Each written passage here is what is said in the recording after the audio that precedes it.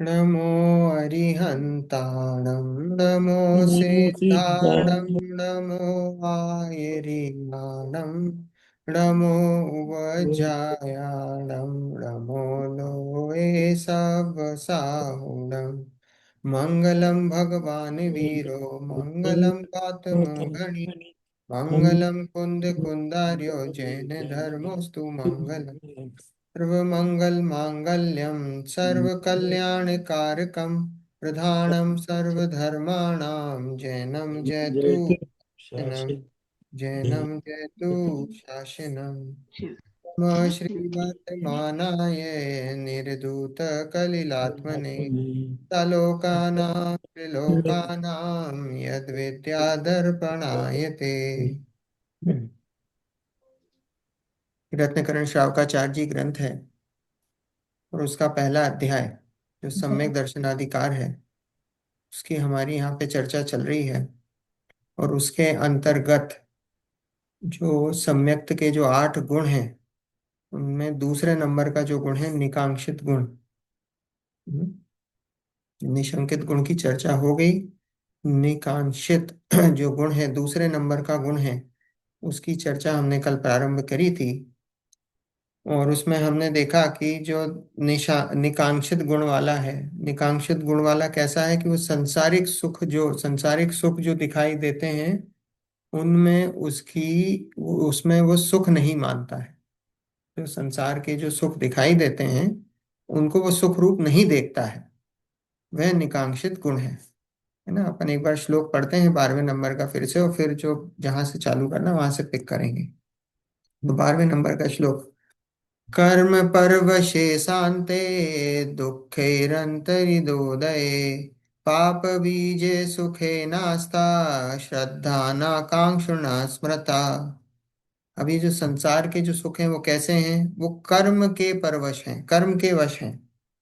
कर्म क्या है? वो पर है? तो वो कैसा है? वो संसार के सुख वो परवश हैं, कर्म के वश हैं, शांते हैं मतलब अंत सहित हैं, नश्वर हैं, दुखों से बाधित हैं। दुखे अंतरित उदय, अंतरी तो दये क्या है? बाधित। तो दुखों से बाधित हैं, पाप के बीज हैं।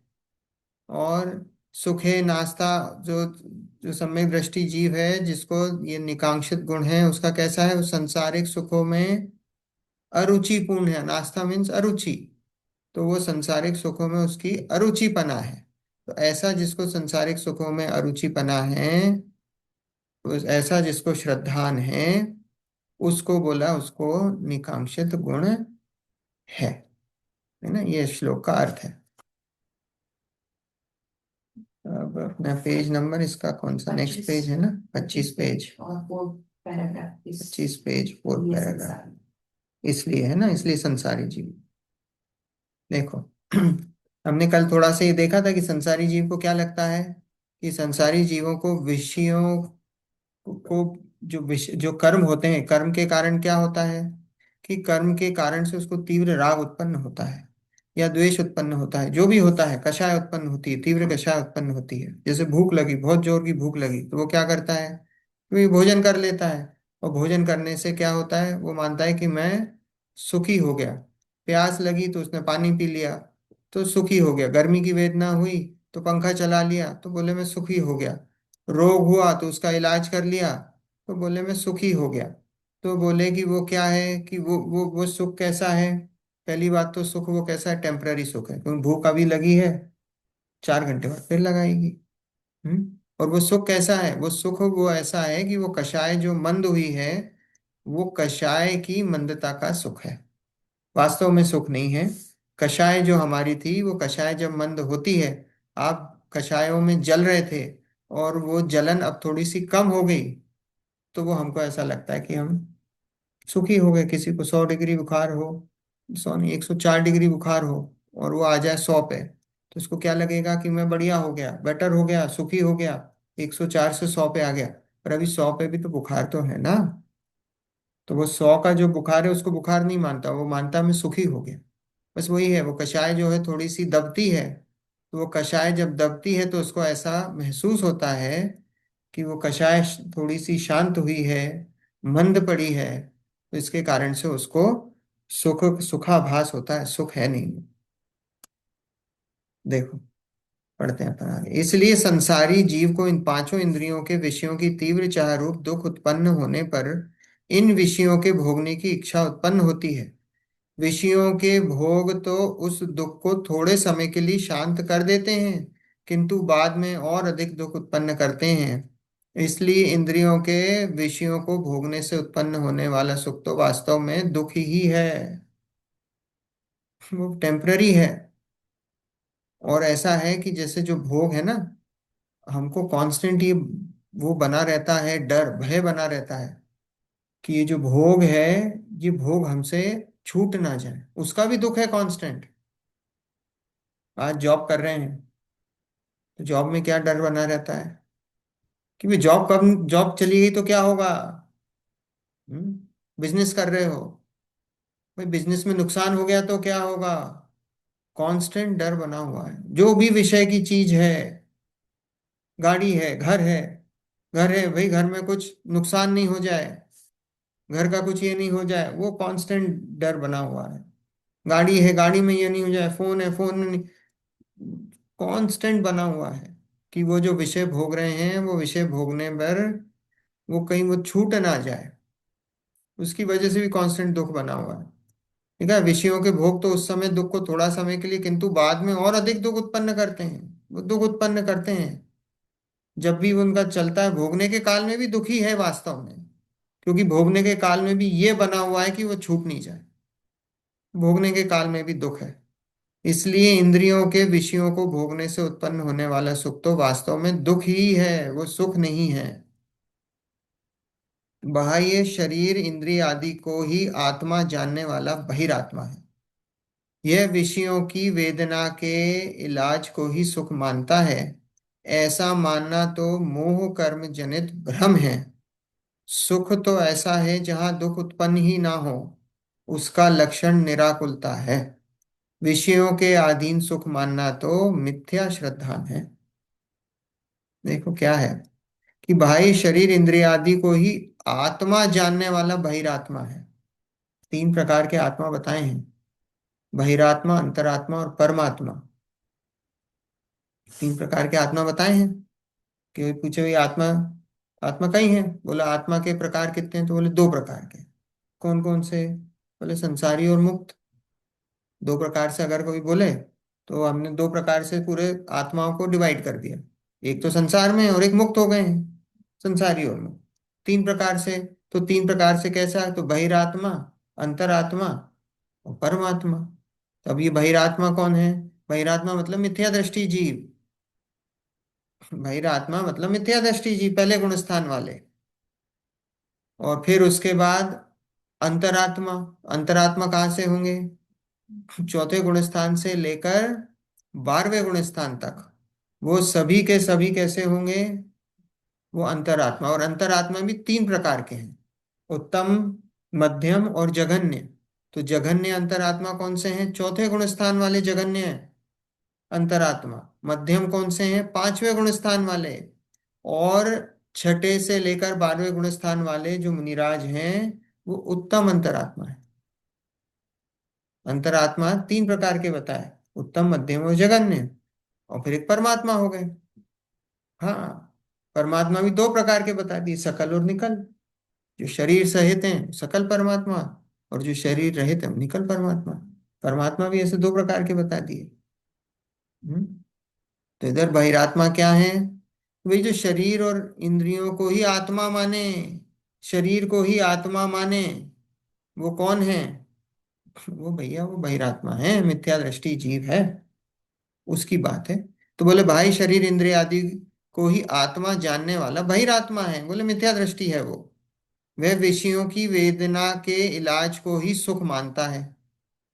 वो क्या मानता है कि भाई मुझे राग द्वेष उत्पन्न हुआ है, तो मैं क्या करूं, भाई विषयों को भोगूं तो उससे क्या होगा, मुझे सुख उत्पन्न होगा, मैं सुखी होऊंगा। तो बोले वह विषयों की वेदना के इलाज को ही सुख मानता है।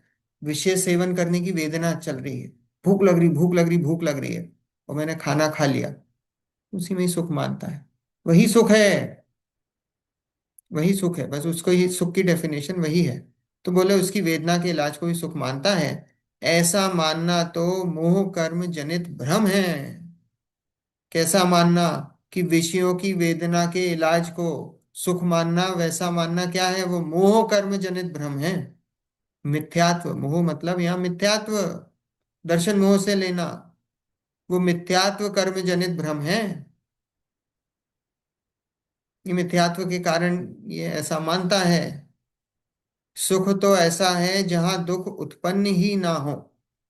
सुख की डेफिनेशन क्या है? कि भाई जहां दुख ही ना हो। तो सुखी कौन है? Elon Musk?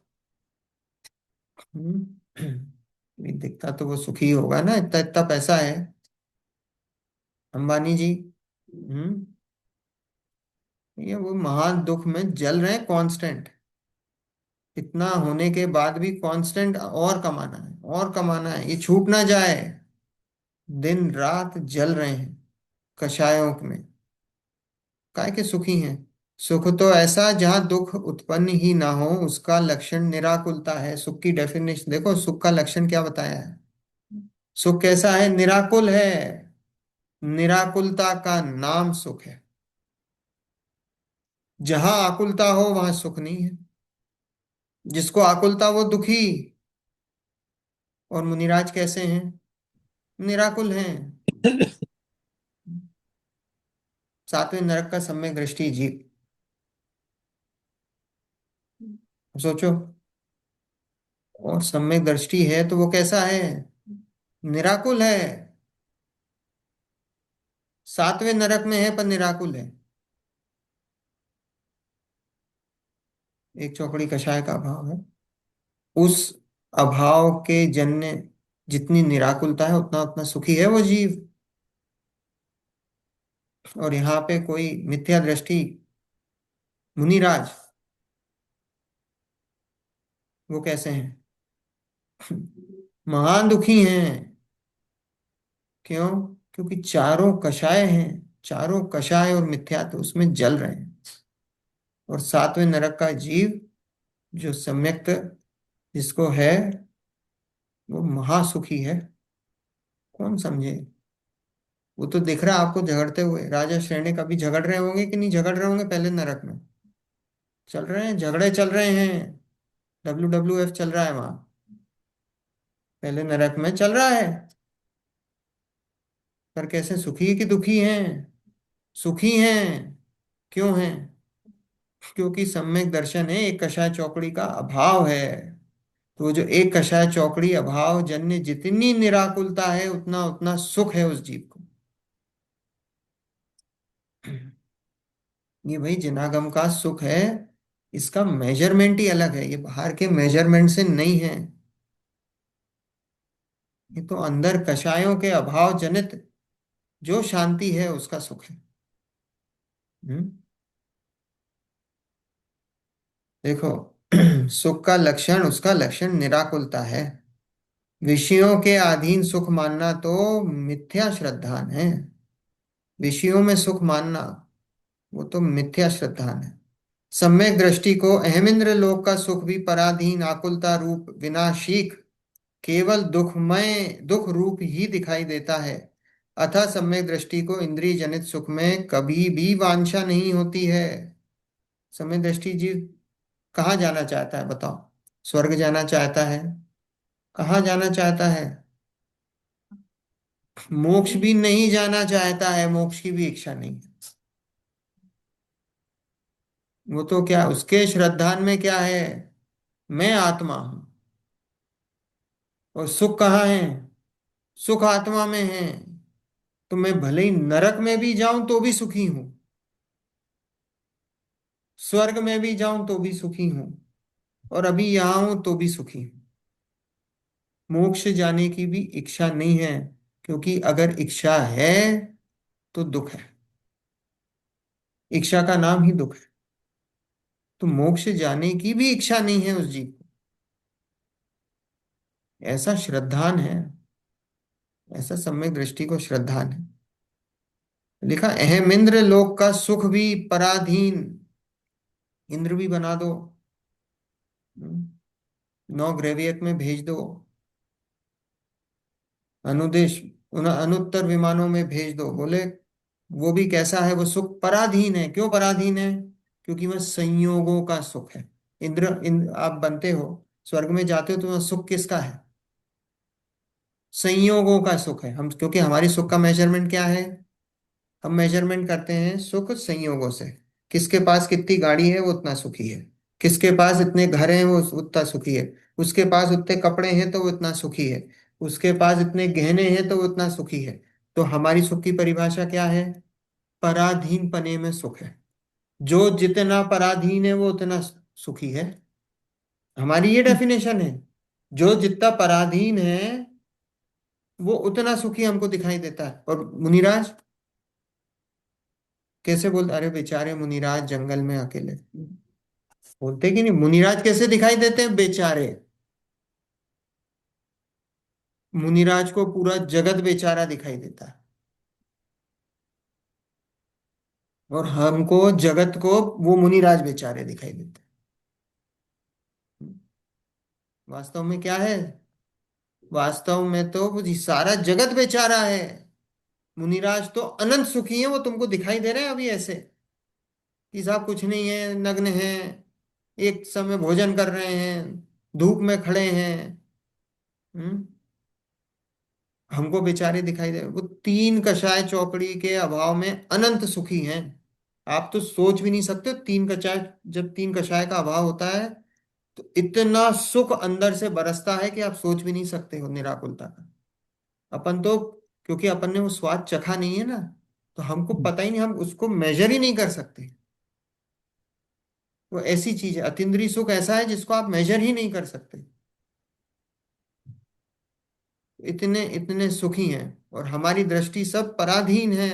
तो हमको सुख कहाँ दिखाई? सबको देव बनना है, सबको यहाँ से जाके क्या बनना है कि भाई अपनी गति सुधार लो। कहाँ जाना? अरे सब स्वर्ग जाना है। सबकी दृष्टि में सिर्फ एक है, स्वर्ग जाना है। क्यों जाना है? क्योंकि हमारी दृष्टि ही पराधीन है, हम पराधीनता में ही सुख मानते हैं। हमको वहां स्वर्ग के जो वैभव हैं, जो स्वर्ग के संयोग हैं, वही हमको सुख रूप दिखाई देते हैं, तो इसलिए हम मानते हैं कि वहां सुख है। भाई आकुलता है, महा आकुलता है। स्वर्ग से निकलकर मिथ्या दृष्टि जीव कहाँ जाता है? एक इंद्रिय में जाता है। स्वर्ग जाने की इतनी इच्छा है ना, उसके बाद एक इंद्रिय बनोगे, फिर एक इंद्रिय बनोगे, पता नहीं कब फिर नंबर आएगा दो इंद्रिय बनने का भी। हम्म। ये देव जो मिथ्या दृष्टि, जो इतने विषय भोगों में लिप्त रहते हैं, वो एक इंद्रिय जीव बनते हैं। ये यदि आपको दिख रही है जो वनस्पति जो दिख रही है, इसमें से कितने ही सारे ऐसे जीव हैं जो पिछले भवों में देव थे, देव राशि छोड़ के यहाँ एक इंद्रिय बने। ऐसा है। और कहा हमको तो पराधीन दृष्टि है, आप उसी में ही सुख दिखता है। लिखा है सम्यक दृष्टि को हेमेंद्र लोक का सुख भी पराधीन आकुलता रूप विनाशीक नाश को प्राप्त होने वाला केवल दुख रूप ही दिखाई देता है। अतः सम्यक दृष्टि को इंद्रिय जनित सुख सुख में कभी भी वांछा नहीं होती है। सम्यक दृष्टि इस जन्म में तो धन संपत्ति वैभव आदि नहीं चाहता है, परलोक में भी इंद्रपना चक्रीपना इत्यादि कभी नहीं चाहता है।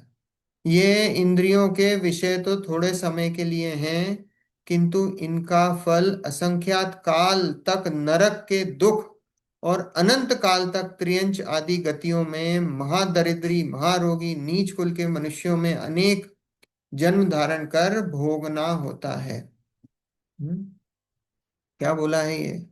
कि सम्यक दृष्टि जीव कुछ नहीं चाहता, धन संपत्ति वैभव इंद्रपना चक्रीपना नहीं चाहता है।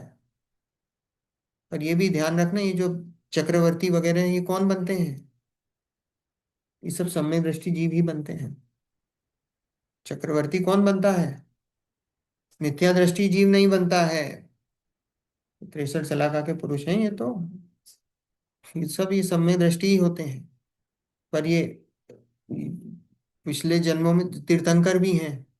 वो तीर्थंकर प्रकृति का बंधक होता है, तो वो उस समय ऐसा परिणाम नहीं होता कि मैं तीर्थंकर बनूं। वो तो अपने आप परिणाम हो जाते हैं, और वो तीर्थंकर प्रकृति का बंध हो जाता है। आपको तो चक्रवर्ती भी तिरसठ शला का पुरुष बनाया समय कुछ, तो भी नर्क का बंद कर सकते हैं। बिल्कुल। चक्रवर्ती अगर, जब उसको आयु का बंध होगा, देखो सम्यक दृष्टि को अगर आयु का बंध होता है और उस समय सम्यक्त है, तो वो नियम से वो देवगति में जाता है। मनुष्य की बात कर रहा हूं। मनुष्य है और सम्यक्त है, उसको सम्यक्त के काल में अगर उसको आयु बंधती है तो वो नियम से देवगति जाए। जैसे रावण है, हाँ। मनुष्य है, हाँ। लेकिन तिरसठ शला का पुरुष हाँ। भी था।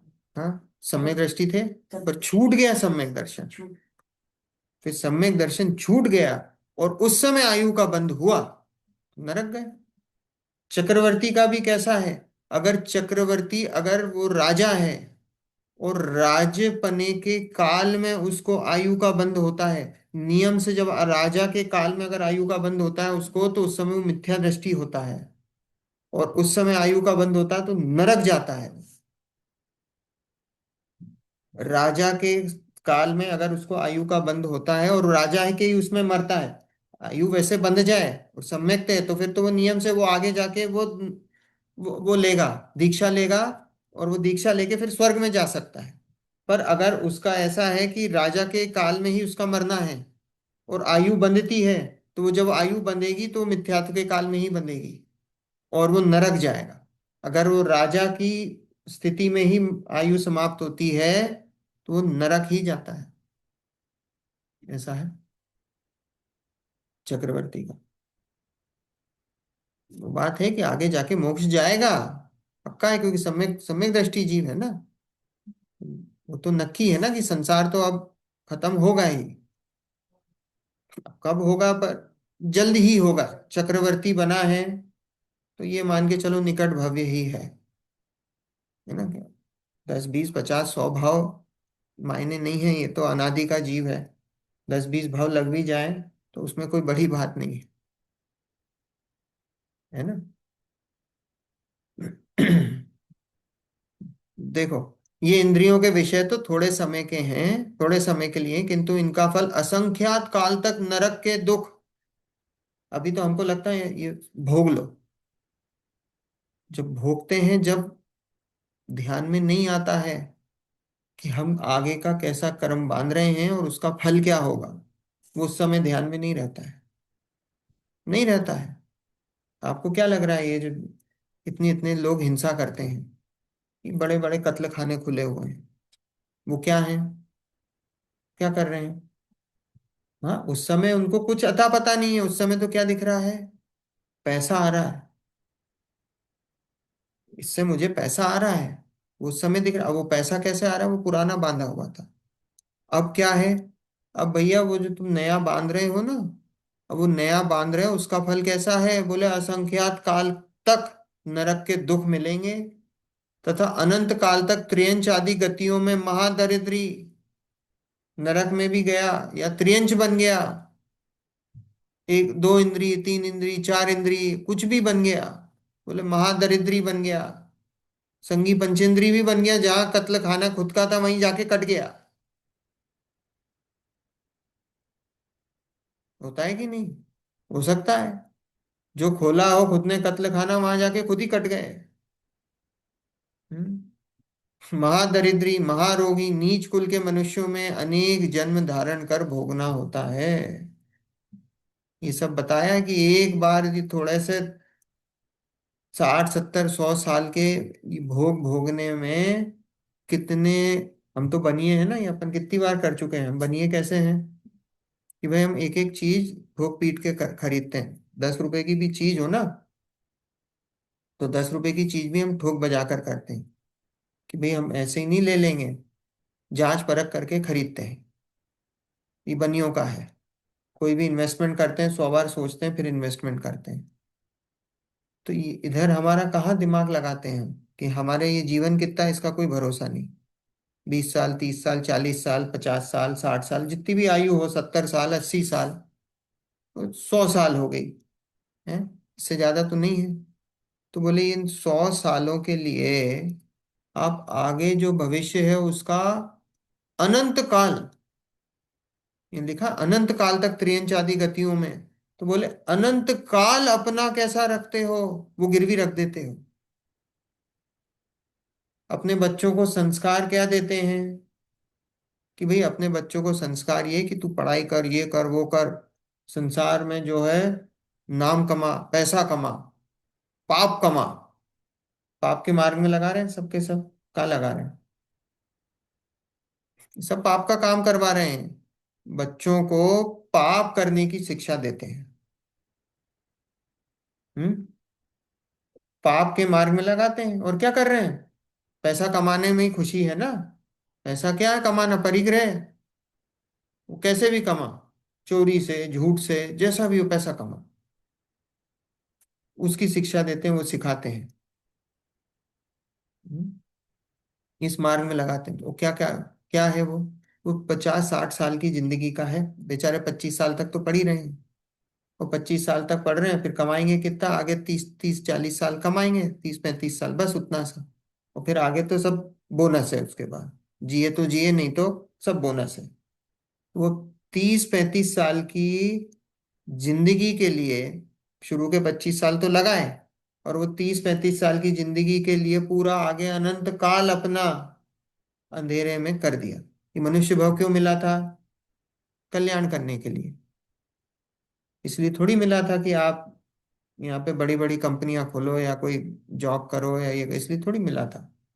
जब नरक में जब डंडे पड़ रहे थे, तो ऐसे परिणाम होते थे कि कब मैं अपना कल्याण करूं।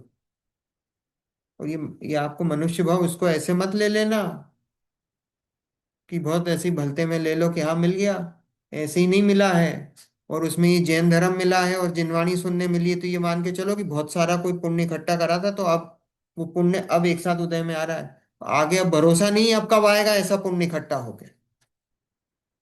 ये पुण्य अभी इकट्ठा होके एक साथ आ रहा है, तो अभी पुण्य इकट्ठा होके एक साथ आ रहा है, पर जा कहाँ रहा है, इन्वेस्टमेंट कैसा हो रहा है।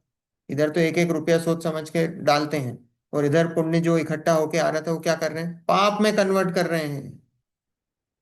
सबका सब पाप में कन्वर्ट कर रहे हैं। ये पुराना इन्वेस्टमेंट था, और ये पुराने इन्वेस्टमेंट को कैसे कर रहे हैं, पानी में बहा रहे हैं।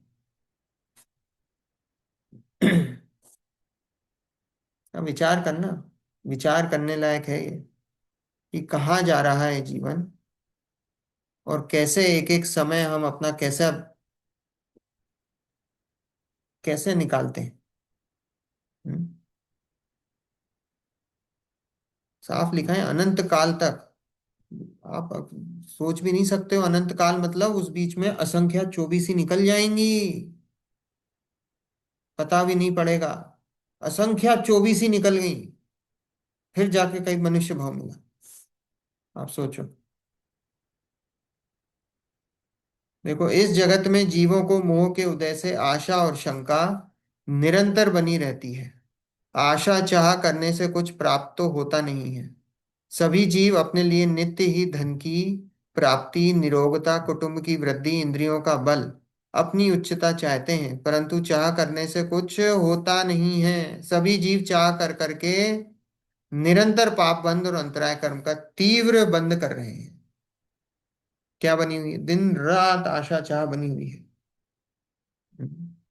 धन की आशा, निरोगता की आशा, कुटुंब की वृद्धि, इंद्रियों का बल, अपना मान सम्मान, उच्चता, यही चाहते ना। क्या है, दिन रात यही तो चल रहा है। मनुष्य पर्याय में मान का डोमिनेंस है। मान प्रबल है। दिन रात क्या है, लोग मान के नाम पे देखा ना आपने क्या करते हैं, करोड़ों रुपया दान। वैसे वो सेठ जी 1 रुपया भी कहीं भिखारी होगा तो नहीं देंगे उसको, पर जहां अगर स्टेज पे नाम बोलना होगा, करोड़ों रुपए का दान निकल जाता है। हम्म? ये सब क्या है, मान की प्रबलता है। मुझे पूछ रहे हैं, मेरी सभा में इतने लोग आए, मेरे को सुनने इतने लोग, मेरे को इतने लोग पूछते हैं। वो जो पद पे चिपक गए वो छोड़ना नहीं चाहते हैं, ऐसे चिपके हुए हैं। क्यों, क्योंकि मान का वो है। दिन रात उसमें जल रहे हैं, लिखा ना। जीवों के मोह के उदय से आशा और शंका निरंतर बनी हुई है, निरंतर बनी रहती है। मोह का ऐसा उदय है कि वो आशा और शंका निरंतर उसके पीछे भागता है। परंतु बोले चाह करने से कुछ होता नहीं है, बोले उससे कुछ होता नहीं है। तो तुम्हारे कर्मों का उदय होगा तो वास्तव में तुम्हें वो सब मान प्रतिष्ठा मिलेगी। तुम्हारे चाहने से कुछ नहीं होता है। सभी जीव चाह कर करके निरंतर पाप बंद और अंतराय कर्म का तीव्र बंद कर रहे हैं, तीव्र बंद कर रहे हैं। अंतराय कर्म का कैसे क्योंकि बंद हम होगा? लोगों का अंतराय कर्म, अंतराय क्या करता है? हम- हम किसी भी चीज को रोकते हैं ना, हम किसी के काम में अड़ंगा डालते हैं, वो अंतराय कर्म। तो हमारे हमारे साथ कैसा है कि निरंतर हमारे पास तो अगर नहीं है, लेकिन बाजू वाले का अगर कुछ आ जाए ना, तो क्या होता है, जलते हैं हम। बाजू वाले के में अड़ंगा डालेंगे, हमारा तो नहीं हो रहा, पर हम बाजू वाले का भी नहीं होने देंगे। jealous। हाँ, जेलेसी, जेलेसी भी वही अंतराय कर्म है। आप उस पे किसी काम में अड़ंगा डालोगे, किसी के काम में, तो भी वो अंतराय कर्म है। अंतराय कर्म बांधोगे उससे, होता है ना। तो अगर हमारे किसी काम में अगर हम बोलते हैं कि अंतराय पड़ रहा है, तो वो कर्म अभी पहले बांधा हुआ था, और हाँ, उसके कारण उसका उसका उदय आया अभी उदय कि आया। हमारा कोई काम नहीं बन रहा है। बोले हमने इतनी मेहनत करी फिर भी हमारा नहीं हो रहा है। हमने दुकान में इतनी मेहनत करी और फिर भी हमारा बिजनेस नहीं चलता। बोले अंतराय कर्म का उदय है, नहीं आ रहा है। काम रुके पड़े हैं, खूब दिन से कोई फाइल पास करानी थी, वो सरकारी डिपार्टमेंट में अटकी हुई है। बोले अंतराय कर्म का उदय है, इसलिए नहीं मूव हो रही है। वो बांधा था पहले। हाँ, पहले और बंधा हुआ कर्म है। और अंतराय कर्म कितने समय के बाद अपना वो अब देता है? वो तो उसका अबाधा काल है, फिर अब जब आए। हाँ, ऐसा है ना। आई थिंक उसका भी कुछ ऐसा है कि मैक्सिमम कुछ 10 कोड़ा कोड़ी सागर तक वो बंधता है। जैसे मिथ्यात्व का 70 कोड़ा कोड़ी है, उसका 10 कोड़ा कोड़ी। तो अलग अलग है इनका, है ना। किसी का 30 है, किसी का 40 है, किसी का 70 है, किसी का 10 है मैक्सिमम। मिनिमम तो कैसा है कि अंतर मुहूर्त बाद ही उदय में आ जाए, एक अंतर मुहूर्त बाद ही। अगर अंतर के बाद ही अगर उदय में आता है, तो वो अच्छा है कि आगे खिल गए वो कर्म? अब अच्छा बुरा तो देखो, अब आके खिल गए और वो, अब वो अच्छा बुरा तो कुछ होता नहीं, वो तो हमारी मान्यता में है। मान्यता की हाँ, उससे अपनी मान्यता के हिसाब से है। पर वो जो उसकी, जिस हिसाब से उसकी योग्यता है वो आके चला गया। इसका मतलब ये नहीं है कि आके चला गया तो आपने फिर नया बांध लिया होगा कुछ, तो वो फिर आएगा, फिर वो तो कांस्टेंट चेंज चली हुई है, चल रही है ना। आके चला गया, अच्छा बुरा कुछ नहीं है उसमें। वो तो आना था, उसकी योग्यता से आया और आके चला गया, ऐसा है। तो कितनी ही जीव भोग के अभिलाषी होकर दान तप व्रत शील संयम धारण करते हैं, किंतु वांछा करने से तो पुण्य का घात ही होता है। कोई बोले कि साहब पुण्य का बंधन होगा इसलिए 4 उपवास करो, पुण्य का बंधन होगा इसलिए दान करो, तप करो, व्रत करो, शील करो, संयम धारण करो। तो बोले किंतु वांछा करने से पुण्य का घात ही होता है। अगर आप वांछा से करते हो ना कि मैं पुण्य की आसक्ति से कर रहे हो, तो ये मान के चलना कि बहुत हीन क्वालिटी का पुण्य बनता है। इसलिए आपने सुना कभी कि कोई द्रव्यलिंगी मुनिराज हैं, उनको ये 63 शलाका पुरुष ये पद नहीं प्राप्त होते हैं? क्यों नहीं होते हैं? ये सिर्फ सम्यक दृष्टियों को ही क्यों प्राप्त होते हैं? क्योंकि जिस क्वालिटी का भी पुण्य सम्यक दृष्टि करता है, उस क्वालिटी का पुण्य तो मिथ्या दृष्टि कर ही नहीं सकता है, भले ही वो द्रव्यलिंगी मुनिराज बन जाए। द्रव्यलिंगी मुनिराज तीर्थंकर प्रकृति का बंध कर सकता है? नहीं कर सकता। सम्यक दृष्टि ही कर सकता है। सम्यक दृष्टि श्रावक कर सकता है। सम्यक दृष्टि श्रावक तीर्थंकर प्रकृति का बंध कर सकता है, ग्रस्त रहता हुआ सम्यक दृष्टि श्रावक। और द्रव्यलिंगी मुनिराज ऐसे मुनिराज जिनको देख के पता ही नहीं चले, उनको खुद पता नहीं लग रहा कि मैं भावलिंगी नहीं हूं। इतनी कषाय की मंदता, पर वो तीर्थंकर प्रकृति का बंध नहीं कर सकते। इवन 63 शलाका के पुरुषों का बंध नहीं कर सकते हैं। नवे ग्रहवेग से ऊपर नहीं जा सकते हैं। 5 अनुत्तर विमानों में जा सकते हैं क्या? नहीं जा सकते हैं। 9 अनुदिश में जा सकते हैं क्या? नहीं जा सकते हैं। क्योंकि वो जो क्वालिटी का पुण्य चाहिए वो सम्यक दृष्टि ही कर सकता है। तो यहाँ बोला कि अगर उसकी वांछा से करते हो, आपने 4 उपवास करे और इस वांछा से करे कि मुझे देवगति मिलेगी, तो क्या हुआ? वो पुण्य जो इतना लगना था ना, वो इतना सा छोटा सा पुण्य लगेगा, थोड़ा सा। और वो पुण्य भी कैसा है? वो पापानुबंधी पुण्य है। क्योंकि आपने तो वांछा से करा था, पुण्य का उदय आएगा, पाप में ही कन्वर्ट करोगे।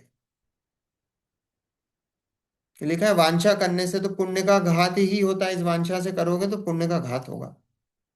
पुण्य का बंध तो निर्वांछक को होता है। पुण्य का बंध किसको होता है? सम्यक दृष्टि जीव पुण्य के कारण, पुण्य के वांछा से पुण्य नहीं करता है, पुण्य तो हो जाता है।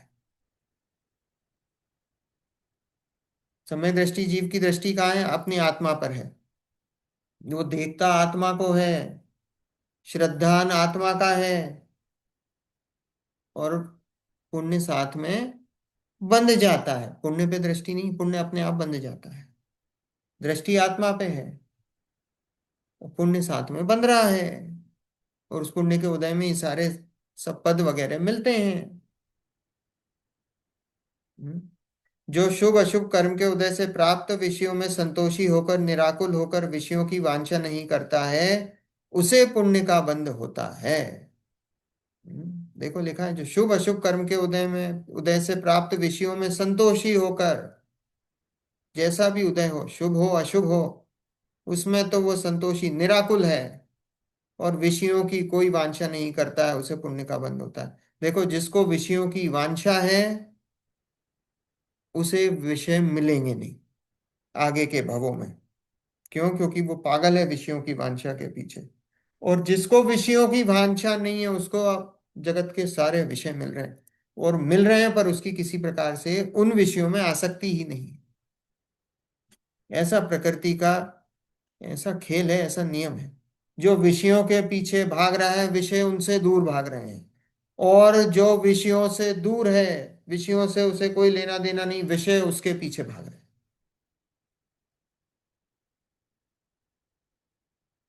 ऐसा ऐसा प्रकृति का नियम। देखो जगत के सभी जीव नित्य प्रातः काल उठ करके यह चाहते हैं कि मुझे वियोग, मरण, हानि, अपमान, धन का नाश, रोग, वेदना ना हो। निरंतर इनकी ही होने की शंका करते रहते हैं, बहुत भयभीत रहते हैं, तो भी वियोग होता ही है, मरण होता ही है। धन हानि, बल हानि, अपमान, रोग, वेदना आदि पूर्व में बांधे गए जो कर्म हैं, उनके उदय के अनुसार होते ही हैं।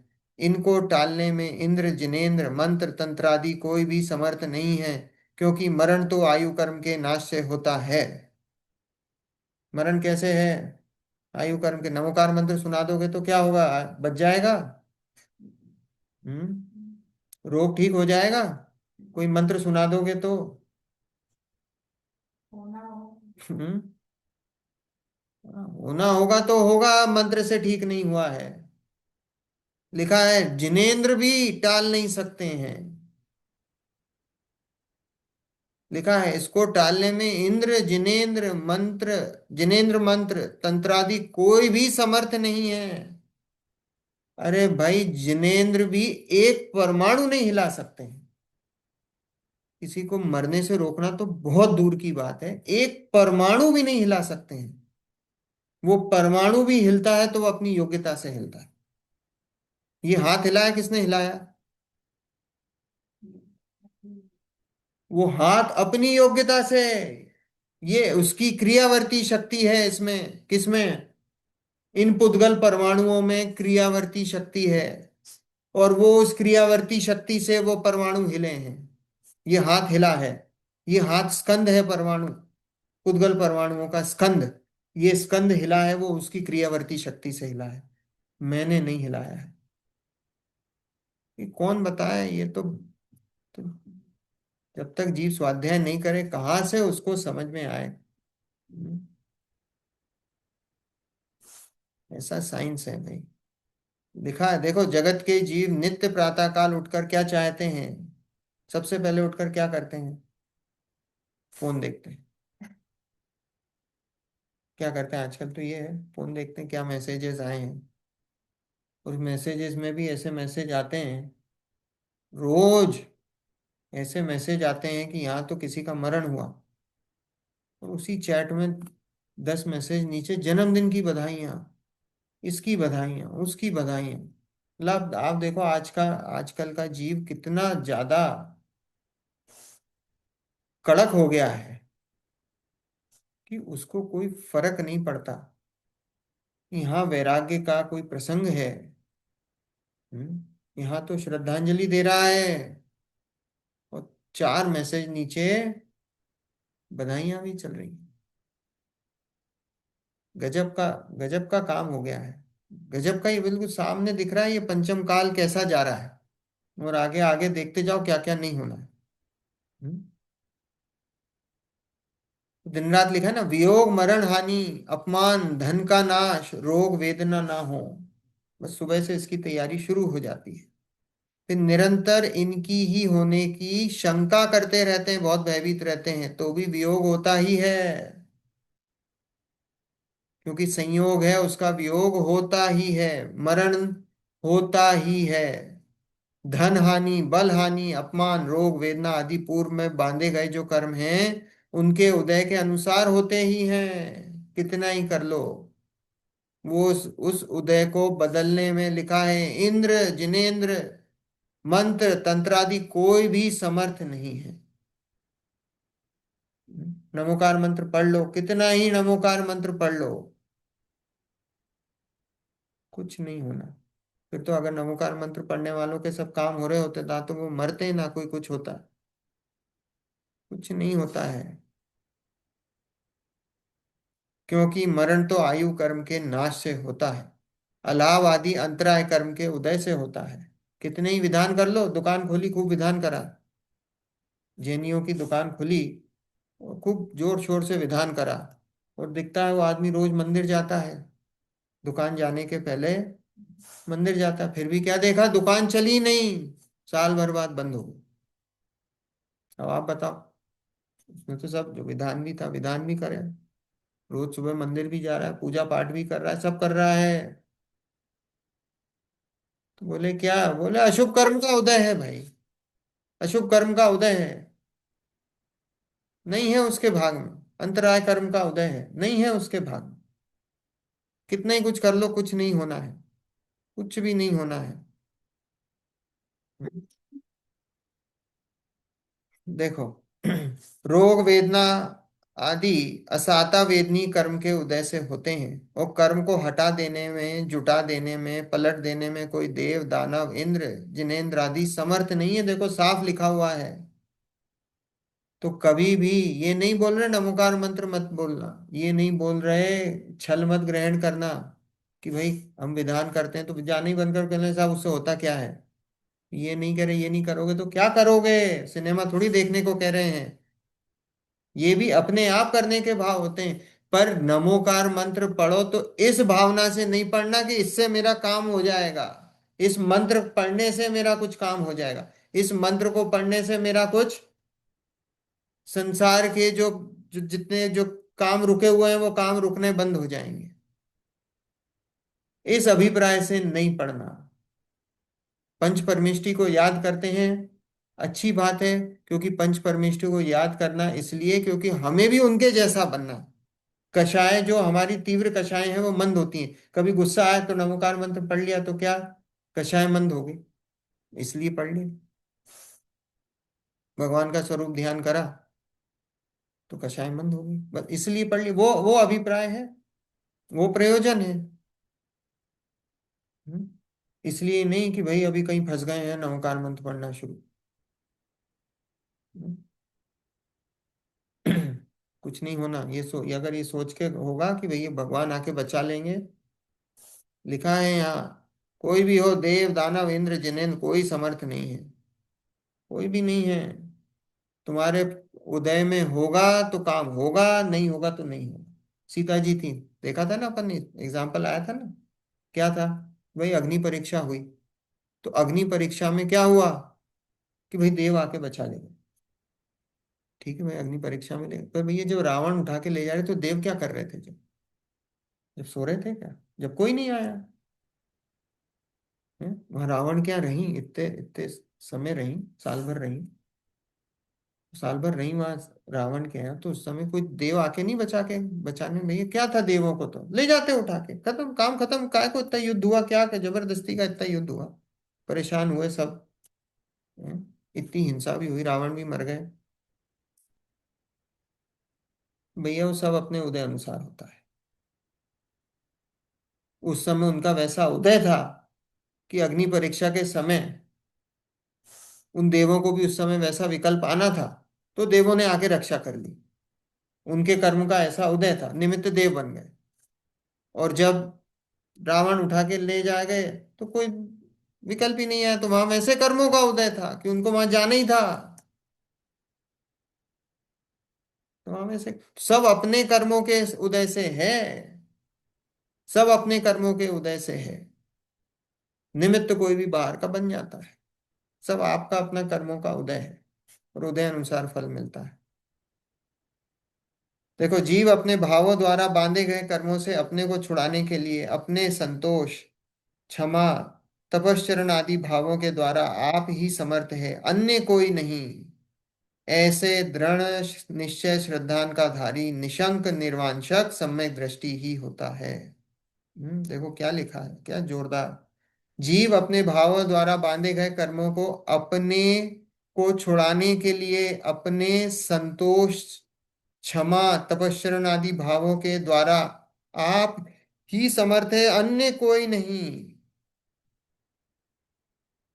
अन्य कोई हमको, लिखा है ना, देखो, अपने भावों द्वारा बांधे गए कर्मों से अपने को छुड़ाने के लिए, कर्मों से छुड़ाएगा कौन? कोई दूसरे आके, देव आके छुड़ा देंगे? आज हमारे कोई भाई बहुत गरीबी चल रही है और खाने पीने को नहीं है, तो कोई देव आके छुड़ाएंगे, अपनी दरिद्रता दूर करेंगे? नहीं।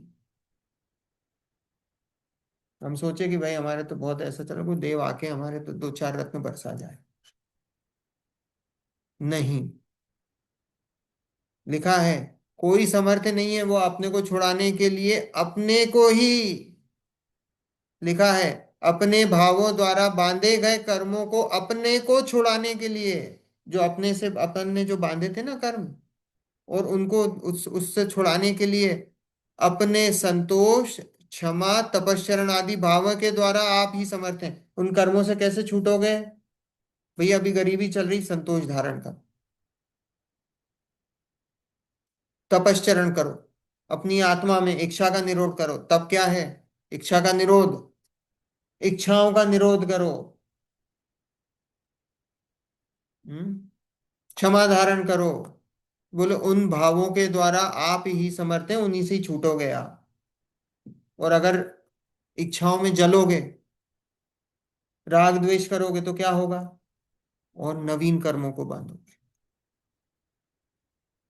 नए कर्म बनेंगे, तो साइकिल चलेगी।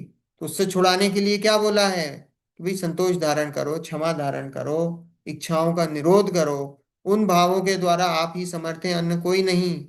ऐसा दृढ़ निश्चय श्रद्धान का धारी निशंक निर्वांशक सम्यक दृष्टि ही होता है।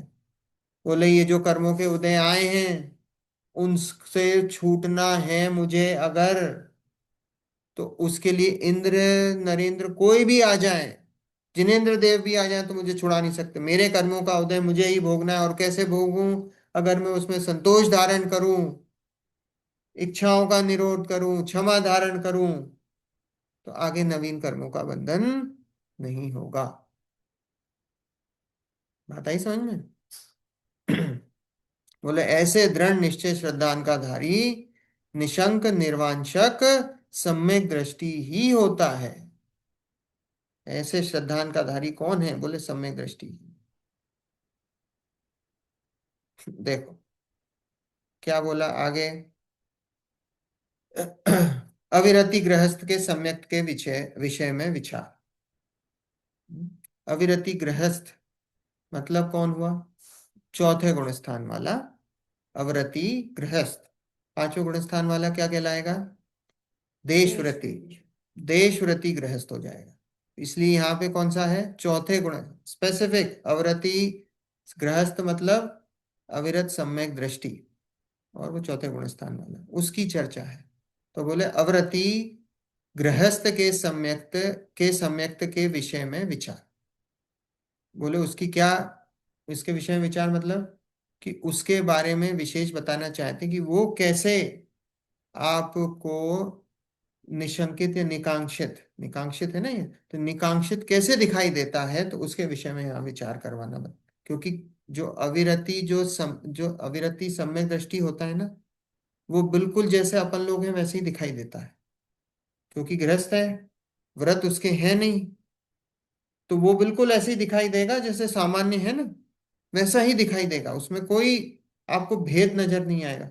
तो बोले अब जब भेद नजर नहीं आ रहा तो वो उसके कैसे निकांक्षित अंग है, वो कैसे पल रहा है, वो यहाँ प्रश्न कर रहे हैं, उसका उत्तर देंगे। देखो यहाँ कोई प्रश्न करता है, समस्त परिग्रह के त्यागी मुनीश्वर साधु हैं, उनको तथा त्यागी ग्रस्तों को तो शंका रहित पना तथा वांछा का अभाव पना हो सकता है, किंतु व्रत रहित ग्रस्तों को निकांक्षित पना निकांक्षित पना निशंकित पना निकांक्षित पना कैसे हो सकता है? देखो प्रश्न रखा ना, क्या बोला कि भाई मुनिराज हैं और जो व्रती श्रावक है पांचवें गुण स्थान वाले, बोले वो उनको तो हम दिखता है, वो व्रत संयम से रहते हैं, और हमको दिखता है उनके चरित्र से और उनकी हाव भाव से हमको दिखता है कि भैया वो उनको तो निशंकित पना निकांक्षित पना है, ऐसा दिखाई देता है। पर बोले कि जो व्रत रहित हैं, जिनको कोई व्रत नहीं है पर सम्यक दृष्टि है, गृहस्थ है, सम्यक दृष्टि है, तो उनको कैसे हो सकता है निशंकित और निकांक्षित पना? यानी वो हमको समझ में नहीं आता है।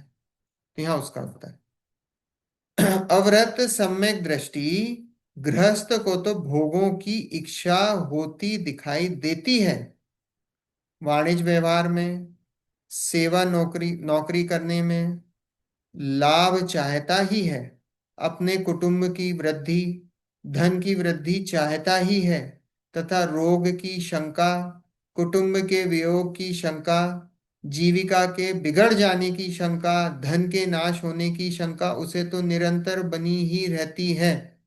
तब उसे निशंकपना निर्वांशकपना कैसे होगा, और निशंकित निकांक्षित भाव हुए बिना सम्यक्त कैसे होगा? इसलिए अवरति सम्यक्त को सम्यक्त होना कैसे संभव है? क्वेश्चन आया समझ में? ये पूरा क्वेश्चन है क्या, कि भाई अविरत सम्यक दृष्टि को तो भोगों की इच्छा हमको साक्षात दिखाई देती है। चक्रवर्ती है, 96,000 शादी करते हैं भोगों की कल चर्चा चली, 365 दिन अलग अलग भोजन करते हैं, और उनकी भोगों की तो पराकाष्ठा ही अलग है, सम्य दृष्टि है। तो बोले भोगों की इच्छा दिखाई देती वाणिज्य व्यवहार में, मतलब व्यापार में, है ना, सेवा नौकरी में लाभ चाहता है, कुटुंब की वृद्धि करता है, शादी करता है, बच्चे होते हैं, कुटुंब की वृद्धि करता है, धन की वृद्धि चाहता है, 6 खंड जीतने का परिणाम ऐसे थोड़ी होता है। रोग की है, कुटुंब के वियोग की शंका, जीविका के बिगड़ जाने की शंका, सबका डर लगा रहता है, मैं बीमार नहीं हो जाऊं, कोई मेरे कुटुंब में मर नहीं जाए, मेरी नौकरी नहीं चली जाए, मेरा धन नहीं चले जाए, बोले धन का नाश होने की शंका उसे भी निरंतर ही बनी रहती है। तो बोले उसके निशंकपना और निर्वांशकपना कैसे होगा? तो सामने दिखाई दे रहा है उसको, तो सारी चीजों का उसका बना हुआ है। और बोले ये निशंकित और निकांक्षित भाव, ये सम्यक्त ये उसके हुए बिना सम्यक्त नहीं होता है, क्योंकि ये बोला है कि जिसको भी सम्यक्त होता है उसको ये निशंकित निकांक्षित, ऐसे ये 8 जो गुण हैं वो प्रकट होते हैं। तो बोले इसलिए अविरति गृहस्थ को सम्यक्त हम कैसे बोल सकते हैं? इसका मतलब जो चौथे गुण स्थान वाला अविरति है वो सम्यक्त उसको नहीं है। ये क्वेश्चन पूछा है पंडित जी ने, क्वेश्चन फ्रेम करा है, बोले उसको संभव नहीं है, कैसे है उसको? तो देखो उसका उत्तर, उसका उत्तर ऐसा जानना। जो सम्यक तो होता है वे मिथ्यात्व और अनंतानुबंधी कषाय का अभाव होने पर होता है। अविरत सम्यक दृष्टि गृहस्थ के मिथ्यात्व का अभाव हुआ है और अनंतानुबंधी कषाय का भी अभाव हुआ है। मिथ्यात्व के अभाव से तो सच्चा आत्म तत्व और पर तत्व का श्रद्धांत प्रकट हुआ है, और अनंतानुबंधी कषाय के अभाव से विपरीत राग भाव का अभाव हुआ है। वह और श्रद्धा ज्ञान श्रद्धान की विपरीतता के अभाव से इस लोक भय परलोक भय मरण भय आदि सातों भय अविरत सम्यक दृष्टि के नहीं है। देखो अब यहाँ क्या बताया है, पहले अपने को इसलिए चार कषाय समझनी पड़ेंगी। चार कषाय हैं क्या? जो अनंतानुबंधी, अप्रत्याख्यान, प्रत्याख्यान और स्वंजलन, ये चार कषाय हैं, है ना। हो सकता है अभी स्वाध्याय में कुछ लोग जो नए जुड़े हों उन्होंने नहीं सुनी हो, या सुनी भी हो तो उनका स्वरूप नहीं पता हो, है ना। ये चार प्रकार की कषाय हैं, समझ लो, क्योंकि ये बार बार आएंगी, है ना। इनकी चर्चा अब जो जो कर रहे हैं उनने तो हजारों बार सुन लिया है, तो उनके लिए तो नहीं है, पर जो नए जुड़े हैं उन लोगों के लिए कि चार कषाय हैं, अनंतानुबंधी, अप्रत्याख्यान, प्रत्याख्यान और स्वंजलन, ये चार कषाय हैं। अब ये चार कषाय कैसी बताई हैं कि भाई जो पहली कषाय अनंतानुबंधी, अनंतानुबंधी क्या करती है कि अनंतानुबंधी सम्यक्त को प्रकट नहीं होने देती। अनंतानुबंधी क्या है? वो सम्यक्त को प्रकट नहीं होने देती है। उसका काम यह है कि सम्यक दर्शन को प्रकट नहीं होने देती। ये अनंतानुबंधी का है, सम्यक्त में बाधा पहुंचाती है। फिर अप्रत्याख्यान, अप्रत्याख्यान का काम क्या है? प्रत्याख्यान मतलब व्रत, व्रतों को नहीं होने देती है। तो हम बोलते हैं चौथे गुण स्थान में तीन कषाय है, तो तीन कषाय में वो अप्रत्याख्यान, प्रत्याख्यान और संजलन। तो अप्रत्याख्यान क्या कर रही है? वो व्रत नहीं लेने दे रही है, वो व्रत नहीं लेने दे रही है, ठीक है। वो अप्रत्याख्यान है, वो कषाय का काम है व्रतों को नहीं लेने दे रही है, ठीक है। फिर उसके बाद प्रत्याख्यान है। प्रत्याख्यान क्या करती है? वो महाव्रत नहीं लेने देती है। पांचवें गुण स्थान में है, अभी भी क्या है? श्रावक है, एलक छुल्लक भी बन जाएगा, पर मुनि महाव्रत नहीं लेगा। महाव्रत क्या है? वो महाव्रत तो मुनिराज के हैं। तो वो महाव्रत कौन नहीं लेने दे रही है? वो प्रत्याख्यान जो कषाय है वो महाव्रत नहीं लेने देती है, उसका काम ये है। अब जो स्वंजलन कषाय, स्वंजलन क्या है? वो स्वंजलन कषाय है, वो यथाख्यात चारित्र नहीं प्रकट करने देती है। स्वंजलन कषाय कब तक है? हाँ, 10वें गुण स्थान तक है। तो वो 10वें गुण स्थान तक है, तो 10वें गुण स्थान तक है, तो वो क्या करने नहीं देती है? वो यथाख्यात चारित्र नहीं प्रकट करने, क्योंकि 11वें गुण स्थान में यथाख्यात प्रकट हो जाता है।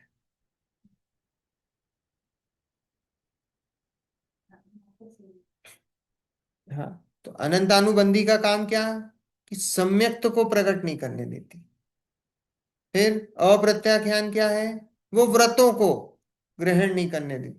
फिर व्रतों को ग्रहण नहीं, फिर उसका प्रत्याख्यान क्या? वो महाव्रतों को नहीं और फिर जो स्वंजलन है वो क्या है? स्वंजलन वो यथाख्यात जो चारित्र है, वो यथाख्यात चारित्र को प्रकट नहीं करने देती। ये चार कषायों का काम है। ये चार, और इन चार में एक एक में अनंतानुबंधी के चार भेद, क्रोध, मान, माया, लोभ। सबसे पहले कषाय क्या है? कषाय की डेफिनेशन, जो आत्मा को कसे अर्थात दुख दे, उसका नाम कषाय। जो आत्मा को कसे अर्थात दुख दे, उसका नाम कषाय। कषाय का बेसिक चार चार प्रकार की कषाय हैं, क्रोध, मान, माया, लोभ, ये चार कषाय हैं। पर वो क्रोध, मान, माया, लोभ कैसी बताई हैं कि उसके ऊपर वो अनंतानुबंधी, अप्रत्याख्यान, प्रत्याख्यान और संजलन। तो अनंतानुबंधी के भी ऐसी क्रोध, मान, माया, लोभ, अप्रत्याख्यान के भी क्रोध, मान, माया, लोभ, प्रत्याख्यान के भी क्रोध, मान, माया, लोभ, और संजलन की भी क्रोध, मान, माया, लोभ। तो ऐसी 16 कषाय होती हैं। अनंतानुबंधी की चार, अप्रत्याख्यान की चार, संजलन की चार, प्रत्याख्यान की चार और स्वंजलन की चार। तो ऐसी 16 कषाय हैं। तो ये 16 कषाय हैं, और ये 16 कषाय भी जब आगे आगे जीव बढ़ता है गुण स्थानों में, तो ऐसी कषायों का नाश करते हुए जाता है। तो हम जब भी चौथा गुण स्थान बोलते हैं तो उसमें एक अनंतानुबंधी कषाय पूरी तरीके से, नाश इन द सेंस, अभी समझ लो नाश, अभी समझने के लिए, है ना, अभी उसमें नहीं जा रहे कि क्या होता है, पर अभी समझ लो खत्म हो गई। तो अनंतानुबंधी कषाय का नाश हो गया, तो इसलिए वो उसकी तीन ही कषाय बची। अब इसमें ये मत सोचना हम कषायों की तीव्रता और मंदता, क्योंकि तीव्रता और मंदता किससे है, वो लेश्याओं से है। वो तीव्रता और मंदता वो किससे नापते हैं, वो हम लेश्याओं से नापते हैं, है ना। समय हो गया, है ना, ध्यान नहीं रहा। एनीवेज, अभी देखो वो आ रहे हैं ना पंडित जी, वो लेश्या लेंगे, है ना, तो वहां लेश्या सुनना, नहीं हो है समझ में तो अपन यहाँ भी ले सकते हैं लेश्या। वहां पे अगर पूरा नहीं हो, नहीं समझ में आए, कोई बात रह जाए, तो अपन यहाँ पे भी वो जो तीव्रता मंदता है वो लेश्याओं से है ना। ये अनंतानुबंधी अप्रत्यय प्रत्यय संजलन इसमें मत लगाना, ये तो हमने बता दिया ये क्या है, इनका काम क्या है, तीव्रता मंदता लेश्याओं से चलता है ना। कषायों से अनुरंजित योगों की प्रवृत्ति का नाम लेश्या है। तो पूछेंगे, थोड़ी चर्चा होगी अगले। चलो, जिन स्तुति। जी जी। निज निधि निज में बताए, यह अनंत उपकार है, उसके लिए जिन वाणी माँ हो वंदना शत बार, वंदना शत बार है, वंदना शत बार है। नौ वर्णों का तान।